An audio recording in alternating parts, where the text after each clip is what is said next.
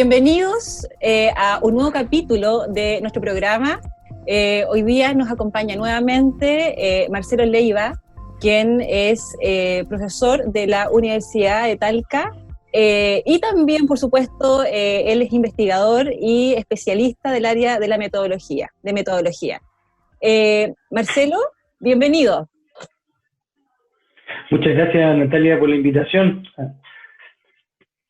Marcelo, bueno, la idea es que podamos conversar en este espacio respecto a la situación que está ocurriendo respecto al tema de esta pandemia, ¿cierto?, del coronavirus, pero esta vez sería interesante que pudiésemos mirar a futuro, pensar un poco cómo crees tú que se presentaría en esta sociedad, qué va a pasar con las personas, con la comunidad, en términos sociales, una vez que la pandemia haya bajado o haya desaparecido.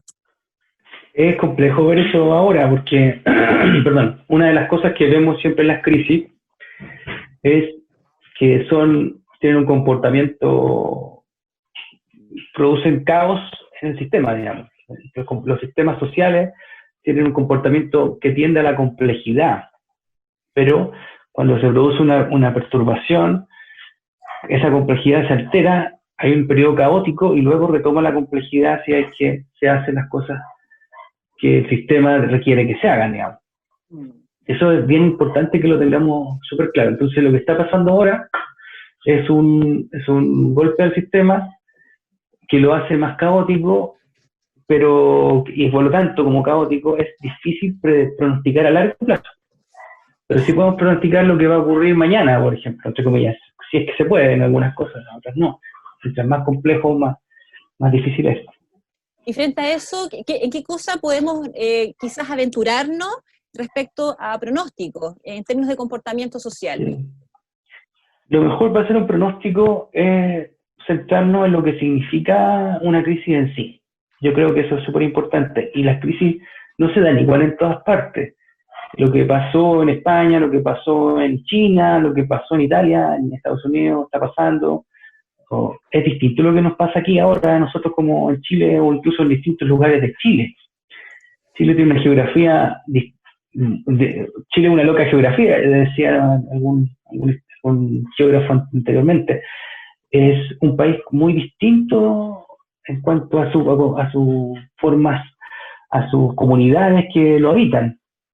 Entonces tenemos que mirar eso también, la complejidad del mismo país, cómo es nuestro país para poder enfrentar la crisis.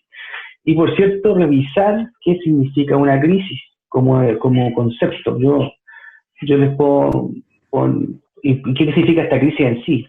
La crisis de la pandemia chilena no viene sola. Viene, si ustedes se fijan, en los últimos 8 meses hemos sufrido un estallido social que produce una crisis.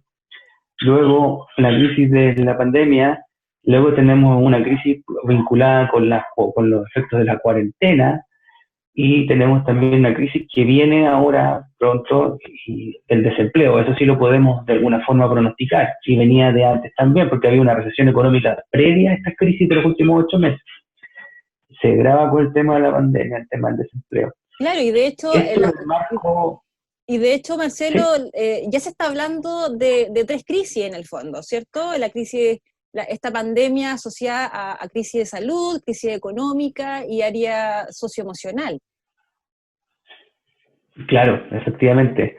Estos eventos, las crisis son eventos en la línea del tiempo, son eventos que se producen en la vida de las comunidades, de las personas, y van afectando su cotidianidad, su quehacer, y cambian las decisiones, y cambian su cultura, sus creencias.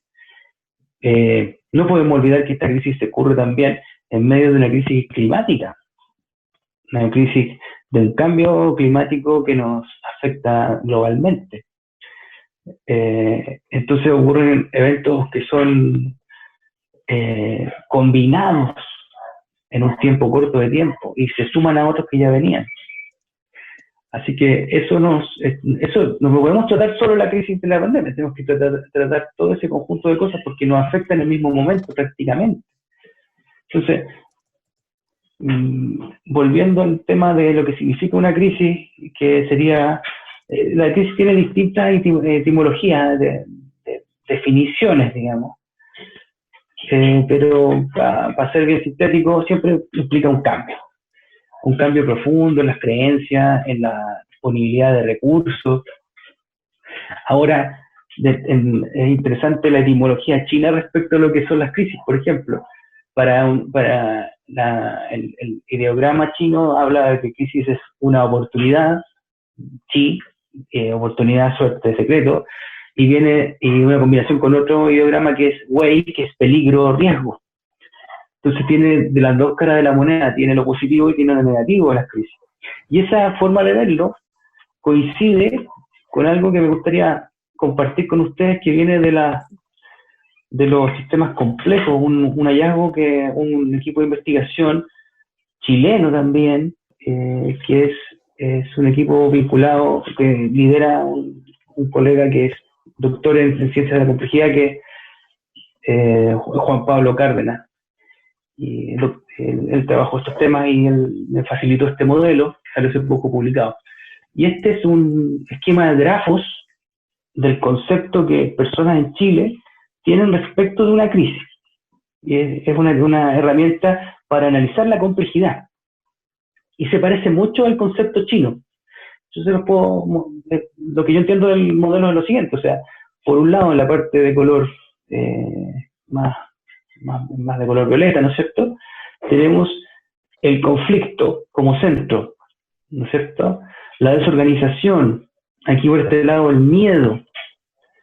Eso es por un lado del concepto de crisis, ¿no es cierto? Y hay otros menores como tensión, ruptura, complejidad, etcétera. Pero esos son los más grandes: conflicto, desorganización, miedo y caos. Fíjense aquí. Marcelo, Eso por un lado. una pregunta. ¿Sí? Entonces, lo que vemos en este esquema es un levantamiento de información respecto a las percepciones que tiene la gente respecto al concepto crisis. Exactamente, sí, exactamente. Hay una metodología de... Y es como ¿Sí? un estudio de discurso, un poco... Exactamente. Perfecto. Exactamente. Se le pregunta a las personas qué opinan, qué ven ellos de las crisis. Y ellos responden en una plataforma informática y se le aplica un análisis de datos que analiza la complejidad mediante un esquema gráfico, que es lo que estamos viendo. Mientras más grande la palabra, se menciona, ¿sí? Claro, y se mencionó mucho el conflicto, por ejemplo, que lo vemos. Perfecto. Eso por la parte... Entonces, por ejemplo, no es casualidad que un concepto esté más grande, ¿cierto?, que otro. Tiene que ver con el número de frecuencias con que aparece asociado al concepto central, que es crisis. Efectivamente, exactamente. Y es más central en la red de conceptos. Por ejemplo, conflicto está relacionado con otros, como tensión, ruptura y riesgo, si lo vemos acá. Y lo interesante del concepto riesgo es que está justo en medio, pequeñito, pero se engancha con la parte verde de la crisis, que sería la otra cara de la moneda, que es la oportunidad, el desarrollo, la autoorganización, la innovación. ¿Se fijan? Y luego, por otro lado, la transformación. Oportunidad de transformación. Entonces, son dos mundos. Las crisis tienen dos caras. Esto es el concepto chino, pero visto desde Chile, entre comillas, con lo que nosotros creemos de las crisis. Conflicto versus oportunidad. Transformación versus caos. Desarrollo versus miedo. Entonces, tiene ambos elementos. Perfecto. Y tiene que ver con el modelo que nosotros hemos trabajado también de impacto psicológico, que tiene la disrupción y la salud, la protección y la exposición. Tiene que ver con eso que nosotros también hemos trabajado desde otras perspectivas. Marcelo, una pregunta, y respecto a esto, cuando hablamos de conflicto y oportunidades, ¿significa que en nuestra comunidad, en nuestra población, hay personas que van a percibir la crisis desde el punto de vista conflictivo, mientras que otros lo perciben desde una visión un poco más positiva, como una oportunidad? O sea, tiene que ver con dos polos que se van dando dentro de la comunidad. No es que una persona perciba conflicto y al mismo tiempo oportunidad, sino que pareciera ser, un poco mirando este esquema, que hay diversidad de opiniones. Hay personas que lo ven de punto de vista más negativo, como conflicto, y otros que lo ven de un punto de vista más positivo, como una oportunidad. ¿Es así? Es así, y también es como que dentro de la misma persona puede tener las dos formas de verlo. Oh, Y ok, puede perfecto. fluctuar, sí, puede fluctuar. Ahora, esto es, claro, lo vamos a ver en la crisis, pero la crisis te afecta a ti como persona, entonces vas a tener reacciones disruptivas o reacciones saludables frente a la crisis, ¿no? Lo que conversábamos la vez anterior. Mm. Y claramente el conflicto y la oportunidad se dan en una crisis. O sea, por ejemplo, una cosa súper clara, ahora actualmente existen pérdidas de empleos, sí, si ustedes se fijan. Eso es conflictivo, es caótico, es desorganización, es la parte del color más, de esta parte izquierda de la lámina, ¿no? Pero personas que salen adelante y empiezan a buscar nuevas formas de trabajo. Por ejemplo, los delivery, mucha gente pide comida para la casa y estas personas se la llevan, no van al restaurante ya, o no van a comprar a un negocio, le llevan la comida a casa. Incluso el tema de crear mascarillas, hay personas que se han hecho expertas en creación de mascarillas seguras y que las están vendiendo. Entonces, hay cambios, hay oportunidades, la crisis implica un cambio en los recursos, en la disponibilidad de recursos. Y mirando, por ejemplo, este mismo esquema, esta parte más positiva, de esta visión más desde la oportunidad, me fijo que, claro, ahí aparecen otros conceptos asociados a ver las crisis de una forma más favorable. ¿Cuáles son los otros conceptos asociados ahí, Marcelo?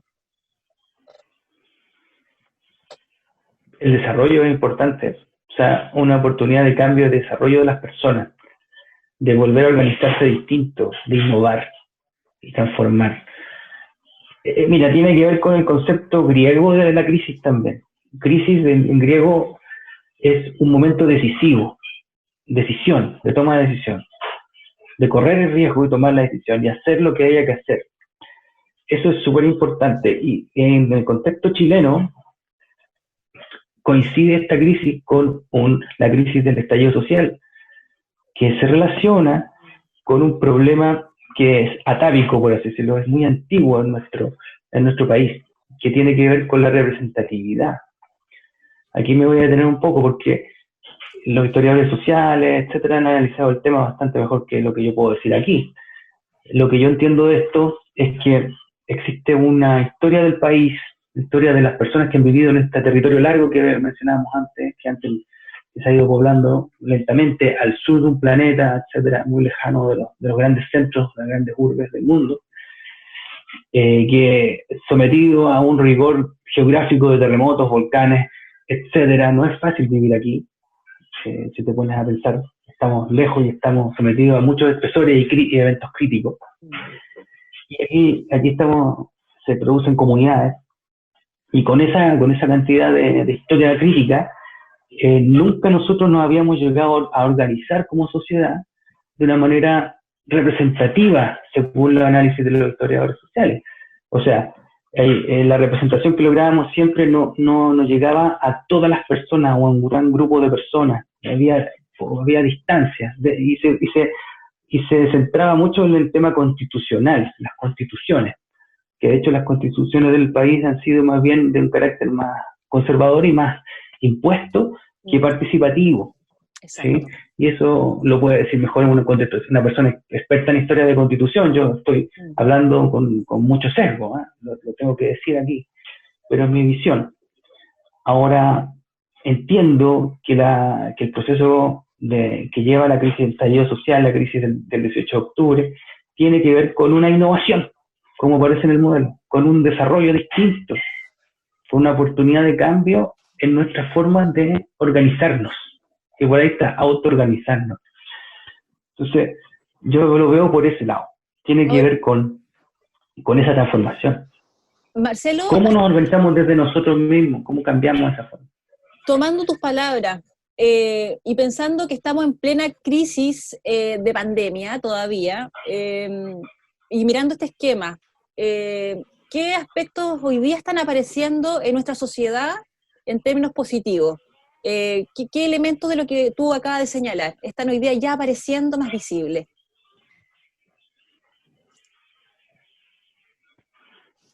Yo veo la organización en términos solidarios como algo que va ocurriendo. y lo veo en las pequeñas comunidades que uno tiene más cerca. Me refiero al colegio de tus hijos, en mi caso, a la universidad, a la facultad de psicología, en la cual yo trabajo y ejerzo como decano ahora. Lo veo en las escuelas de psicología, en escuelas de terapia ocupacional, las cuales están dentro de la facultad, etcétera, en todos sus programas. Veo las comunidades de estudiantes, se ve esa solidaridad, y esa es una forma de autoorganizarse. O sea, hay malestar, las personas no están a gusto haciendo las cosas, pero las hacen igual y van aprendiendo ese camino y ese proceso. Y ahí es donde vemos nosotros cambios, o sea, vemos actitud de diálogo, por ejemplo. Tiene que haber un diálogo para poder generar algo nuevo. Esto es como una síntesis de la síntesis de dos cosas que parecen antagónicas, pero que son alternativas nada más. Y se produce una síntesis y ahí se genera algo nuevo. Y eso lo estamos viendo. Es muy encima porque la crisis todavía no termina. Es interesante ese tema también. Estamos en medio de ella. Pero yo lo veo al menos esos sistemas de autoorganización, de colaboración. Ahora, si tuviésemos que mirar el otro polo, la parte más desde la visión más negativa del conflicto, ¿cuál de todas esas variables o conceptos que aparecen recogidos dentro de las percepciones que tiene la gente, qué tipo de elemento tendríamos que evitar, así a como dé lugar de todas las visiones negativas que aparecen asociadas a la crisis, pero cuál sería como la que hay que evitar con mayor fuerza y por qué? No sé si evitar, yo creo que evitar las cosas produce más estrés y ansiedad, pero el conflicto es necesario para poder salir adelante, para poder generar esta síntesis. La historia está llena de conflictos y de una relación de diálogo entre distintos elementos alternativos. Ahora, el tema de la crisis produce en un sistema complejo, lo hace pasar al caos. Ahí está presente. Y ese caos produce mucha incertidumbre porque desorganiza lo que antes era organizado. Recuerdo perfectamente el 18 de octubre, el día 17 de octubre, uno podía, no sé, salir a la calle y ver un carabinero y no te pasaba nada, pero después del 18 de octubre las cosas cambiaron con respecto a esa institución, a la percepción, digamos, ciudadana. Y hoy en la pandemia también han cambiado.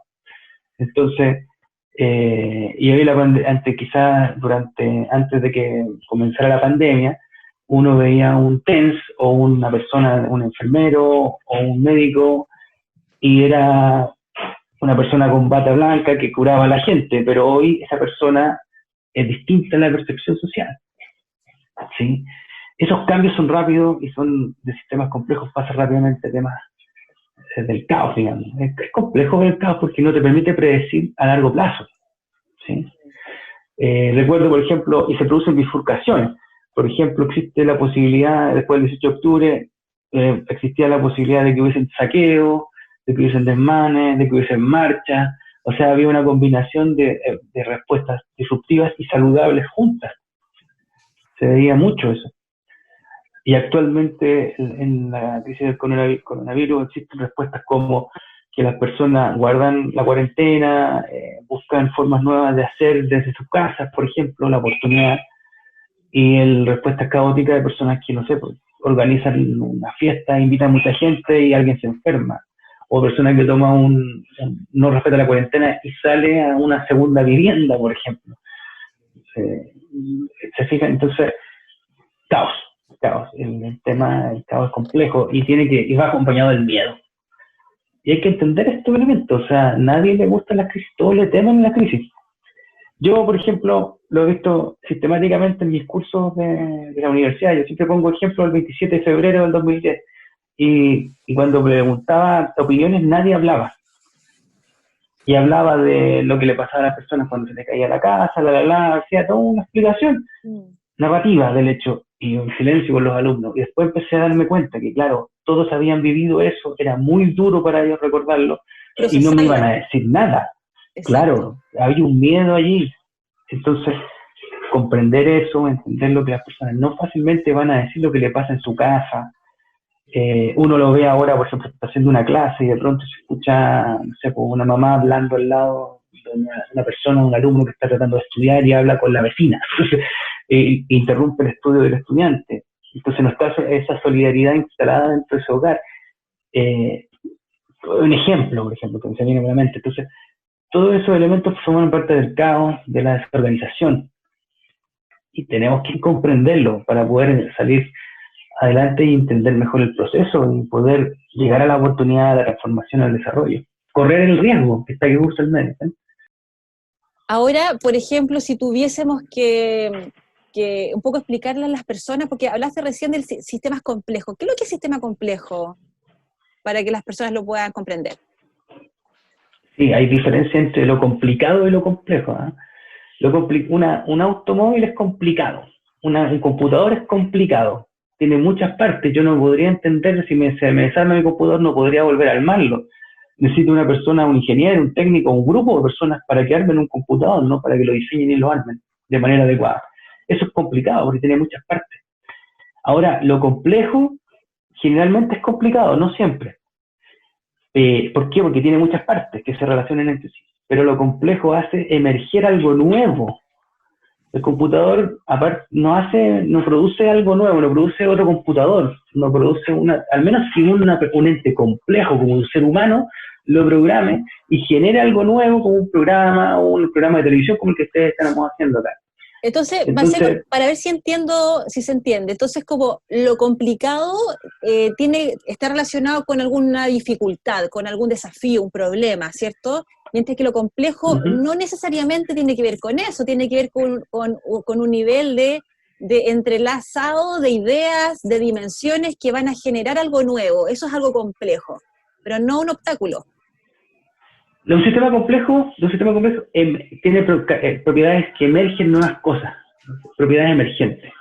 Entonces, la mente es compleja, el sistema nervioso, digamos, es complejo porque genera mente. La psicología es compleja, digamos. Un constructo psicológico puede generar otro. Ideas, por ejemplo, la inteligencia, la personalidad están relacionadas y eso no lo vemos concretamente, no lo buscamos, no podemos buscar en una neurona o en un grupo de neuronas que sean el centro de la personalidad, porque es más allá que eso. Las sociedades son complejas porque nadie ve, no sé, la socialización, por ejemplo, de las personas. Se ve como un concepto abstracto que surge de lo que hace mucha gente. Entonces, esos son sistemas complejos porque hacen emerger nuevos elementos que no existen originalmente en las partes. La interacción de las partes hacen emerger algo nuevo. Perfecto. Marcelo, nos quedan pocos minutos. ¿Qué recomendación, qué observaciones podrías hacer y entregarles aquí a las personas que nos están viendo con respecto a lo que hemos conversado hoy día, sobre el tema de las oportunidades versus conflictos, ¿cierto? ¿Qué reflexión podrías hoy día entregarles a las personas como para terminar este encuentro? Claro, estoy pensando en cómo se viene lo que viene después de la pandemia. Estoy pensando también en lo que ha ocurrido en otros países. En otros países se han vuelto a abrir los restaurantes, la gente ha vuelto a salir a las calles, se mantiene la distancia social, están muy optimistas porque se ha disminuido la tasa de contagios casi a menos de 1, que es un tema matemático, digamos. O sea, ya no es 1 a 1, es menos que 1 a 1 la contagio, entonces ya se está erradicando, entre comillas. Estoy pensando en eso porque eso nos va a pasar a nosotros unos meses más, muy probablemente. ¿Sí? Esperamos eso porque es lo más lógico que ocurra.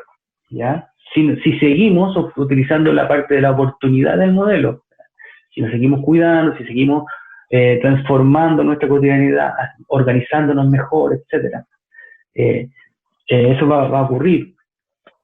Y no caemos presa del conflicto, el caos y el miedo que son la otra parte. Lo entendemos que está ahí, pero no permitimos que tomen el control de nosotros, de nuestras vidas, de nuestras familias, de nuestros seres queridos. Estoy pensando en eso porque eso nos da esperanza, digamos. Claro, y ¿de qué forma crees tú que podríamos fortalecer la sensación de oportunidad? y aminorar de alguna forma el caos y el miedo, y sabiendo que están presentes, pero quizás aminorarlo un poquito. ¿De qué recursos comunitarios, sociales nos podríamos servir para poder aumentar más la sensación o la percepción de oportunidad versus la de conflicto? Sí, nosotros, insisto, esto no vino solo y curiosamente, no voy a ponerme esotérico ni metafísico, trato de analizar desde otros lugares la vida, pero a nosotros nos pasó lo del 18 de octubre, luego nos pasó esto, y luego nos queda pendiente resolver el 18 de octubre. Y esa resolución del 18 de octubre tiene que ver con una oportunidad para todos nosotros. Esto es un llamado de atención para quienes vivimos en un país lejano, aislado, pero con mucha motivación de las personas por vivir aquí. Porque hay que querer vivir en Chile, hay que querer venirse para acá a vivir, ¿no? Nuestros abuelos, quien haya sido, porque es complejo vivir aquí. Entonces, yo veo que hay una oportunidad allí de resolver un conflicto histórico y lo podemos tomar como un tema de organización, de transformación personal y transformación de la comunidad. Así que yo creo que por ahí puede ser una buena forma de hacer las cosas bien y no caóticamente, hacerlas organizadamente. Y eso se ve, por ejemplo, ahora actualmente el rol del Estado en el mundo se ha dado cuenta que el rol del Estado es distinto, que tiene que ser diferente, porque claro, si te viene una pandemia como esta y necesitas que hayan ventiladores disponibles, o que no te enfermes de un resfrío, o no choques en un auto para que no vayas a la urgencia, porque si no va a haber medicina de triaje, lo cual es terrible para el médico que lo tiene que hacer. Y te piden por favor que te cuides y tú te das cuenta que necesitas un ente superior más abstracto que surja del sistema complejo, que te proteja bien. Entonces tú dices, bueno, parece ser que las cosas eran de una forma y no quizás de otra. Entonces, dejo la duda, porque tampoco tengo una respuesta como persona. Claro. Pero eso me viene ahora a la mente. Perfecto. Entonces, quedarnos con esta última reflexión también, ¿cierto? Que en el fondo las personas hoy día, uno de los recursos que pueden tener y que les puede servir para que puedan fortalecer más esta sensación de oportunidad ante la crisis, es asumir y es entender de que tenemos tarea pendiente y que es un lindo desafío también. Y que trabajemos entre todos nosotros pensando que hay todavía... que dentro de esta situación que estamos viviendo hoy día, todavía hay muchos temas que tenemos que ir abordando como sociedad. Estoy de acuerdo. Perfecto. Marcelo, darte las gracias nuevamente por acompañarnos acá en este espacio. Tú sabes, estás invitado para más adelante, para temas parecidos, ¿cierto? O temas quizás que sean contingentes. Y darte las gracias, la verdad, desde tu visión, una visión desde tu rol de investigador, ya de académico, desde tu especialidad, experticia, ¿cierto?, metodológica, que por supuesto que uno agradece muchísimo y que uno muchas veces no tiene acceso. Así que muchas gracias por esta entrega de conocimiento que es súper valiosa para todos nosotros. Muchas gracias, Natalia, y a todos los que hacen este programa, así que cuenten conmigo para lo que necesiten. Excelente. Muchas gracias, Marcelo. Bueno, con este gran invitado, hoy día finalizamos este capítulo, así que darles las gracias a todos ustedes que estuvieron con nosotros en este espacio, y bueno, nos volvemos a ver entonces en una próxima ocasión con otros invitados. Muchas gracias.